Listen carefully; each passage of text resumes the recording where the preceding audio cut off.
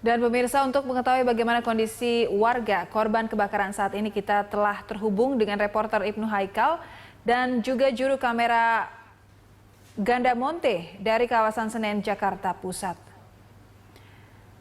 Haikal, bagaimana kondisi terkini warga korban kebakaran?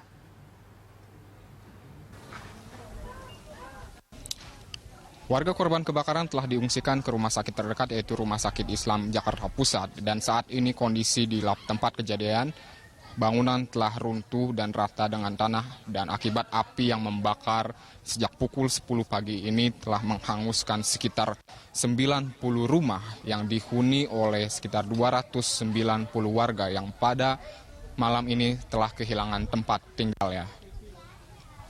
Reruntuhan bangunan masih ada asap-asap yang muncul dari reruntuhan bangunan, dan di sini memang terasa masih hangat sekali karena pemadam kebakaran pun baru bisa memadamkan apinya pada pukul 3 sore hari ini. Api memang berkobar dengan sangat besar sehingga pemadam kebakaran menurunkan sebanyak 28 unit mobil pemadam kebakaran untuk memadamkan api yang telah berkobar sejak pukul 10 pagi ini. Namun bila Anda melihat pada gambar, masih terlihat asap mengepul dari sisa-sisa reruntuhan bangunan, dan di sini pun memang masih tercium bau karet terbakar dan juga bau besi-besi terbakar. Suasana di tempat kejadian kebakaran ini masih terasa hangat dikarenakan dan warga masih berduyun-duyun berdatangan membawa air dari tempat rumah-rumah yang masih berdiri kokoh untuk memadamkan sisa-sisa asap yang masih mengepul, karena dikhawatirkan kebakaran susulan bisa kembali terjadi. Kebakaran ini disebabkan adanya arus pendek akibat listrik yang korslet di sekitar pemukiman warga.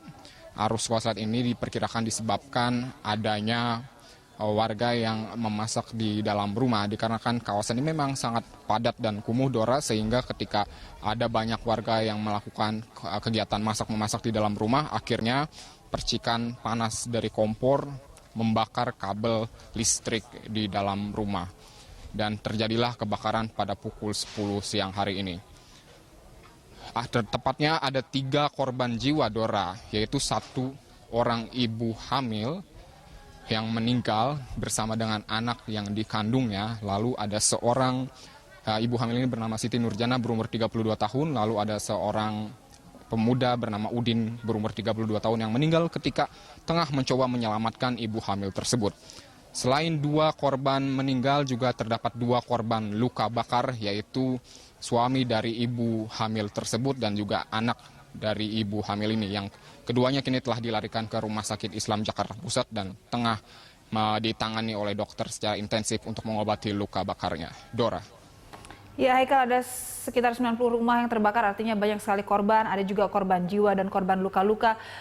Adakah informasi yang Anda dapatkan untuk malam ini dan selanjutnya kemana warga akan mengungsi, Haikal? Ya, Dora, pada malam hari ini warga masih belum mendapatkan kepastian di mana mereka akan tinggal. Namun sebagian warga kini tengah mengungsi ke madrasah dan musola terdekat.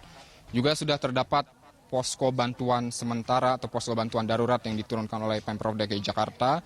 Namun kini warga masih membutuhkan lebih banyak bantuan, terutama dari dalam hal dapur umum, masakan untuk malam hari ini, selimut hangat dan juga tempat tidur serta pakaian untuk menunjang warga bertahan kegiatan warga selama beberapa hari ke depan. Karena warga sebagian sudah mengungsi ke rumah saudaranya, namun beberapa masih belum memiliki tempat tinggal. Dan saat ini saya sedang bersama Refli, salah satu warga yang tinggal di sini dan pada saat kejadian tengah berada di sini untuk ikut memadamkan api.